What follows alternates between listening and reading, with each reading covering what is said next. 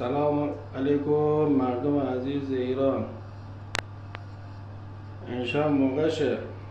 فردا هم ایران مشهد میدان شهدا ساعت 9 صبح. فقط پرچم بچه مشهدی همیشه بالای. عشق علی علی علی شاه نجف. گوش کنید فقط ببینید مدعا چی میگن، فقط بهشون برسونید علی علی شاه نجف رو گفته خودتون حمایتش کردین، همه صدا رو بذارید. حالا کجاست؟